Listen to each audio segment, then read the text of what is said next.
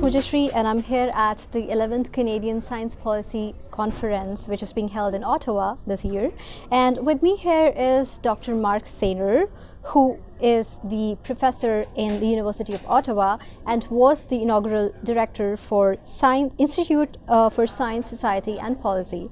So welcome, Dr. Marc, and we are glad to have you here. Thank you. Thanks so for having me. tell us a little about your background that brought you to this position that you are in right now. Mm-hmm.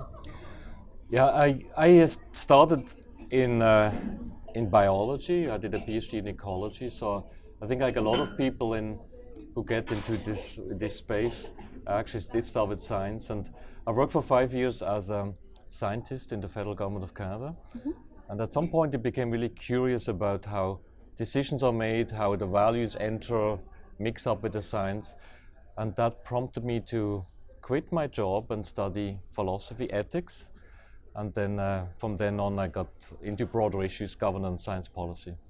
So I made that exit at some point because I was curious about the bigger world, and I think a lot of people in this conference did similar paths.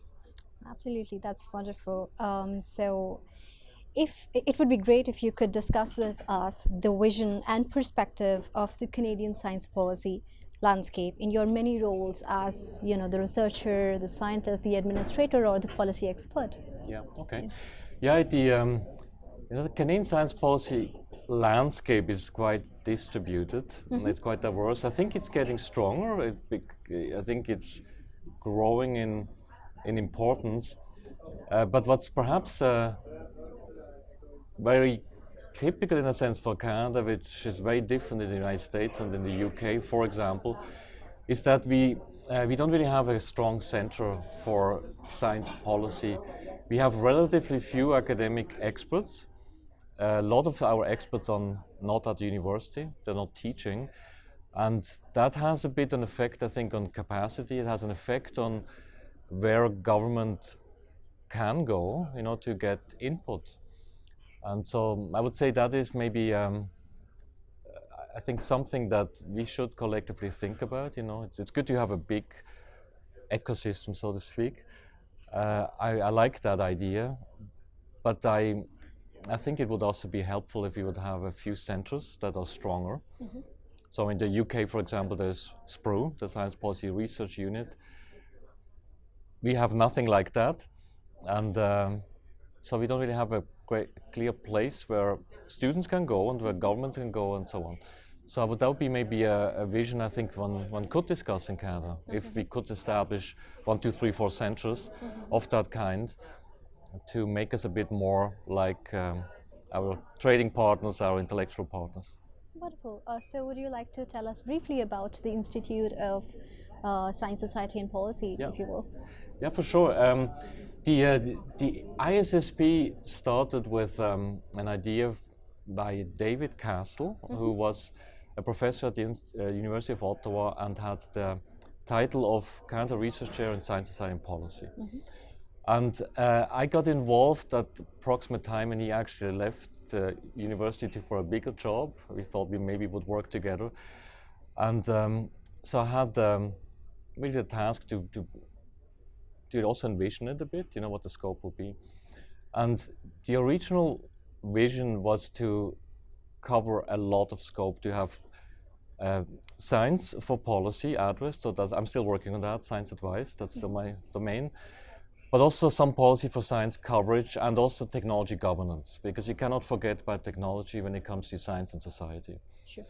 And I think that original idea can survive, mm-hmm. so I handed over the institute to Professor Monica Gattinger, mm-hmm. who has grown it and has now more sectors, but I do believe it would be fair to say that collectively we are still interested in these 3 things, so science for policy, policy for science, but also issues of technology and society, or technology governance. Great. So you were on this panel, the INSA panel in the Science Policy 101 mm-hmm. symposium that was held on the first day of the conference. So if you would like to give us a takeaway message from the symposium, what would it be?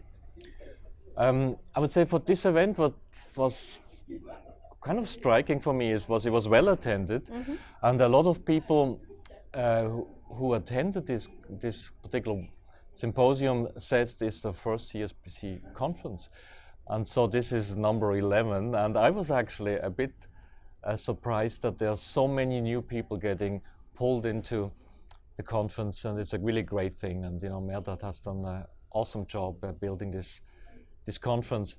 So that would be, just from the constellation, would be my first observation. In terms of content, I would just say there is curiosity and interest there to get everyone involved, even when you're basically a newbie. When you not necessarily have the technical terms or the history of the file, but people are basically ready from the beginning to make a contribution. So it was good that the workshop was interactive, and I think we saw a lot of results coming from the ground. Yeah. Sure. Yes, I was there and I thoroughly enjoyed every part of the symposia. So thanks for such a wonderful symposia. CSPC is thrilled to have you here, and as you know that CSPC is commemorating its 10 years in influencing the Canadian science and policy landscape. What do you think is the biggest value that CSPC has been able to add to the landscape over the years? Well, I would just say that that we now have this focal point that is strong and sustainable. Because when it started, it wasn't the first time someone tried to do something on science policy, and it was pushed by a student movement. And I was at the first event in Toronto, and I was a bit skeptical that it would be sustainable. And well, it just takes energy and perseverance, but that we now have something we can rely on, I think is an enormous value. Just to be able to confidently know this will happen and get together and plan for it. It's hard to measure, the result of exchange.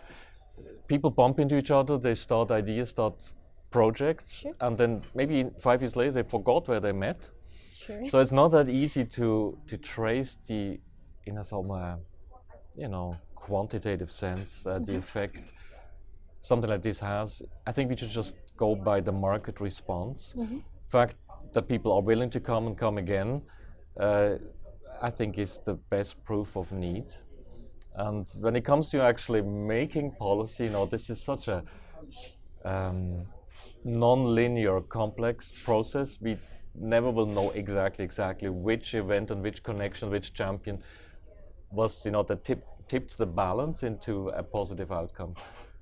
So I would say that the value is that we have now, for I think the first time ever, a national, I think, and truly sustainable place. Absolutely. That is still growing. Absolutely. Well, it was a great discussion. I'm glad to have you here, and I hope you enjoyed the rest of the conference. Okay, well, thank you. Thank you very much. Thank you very much.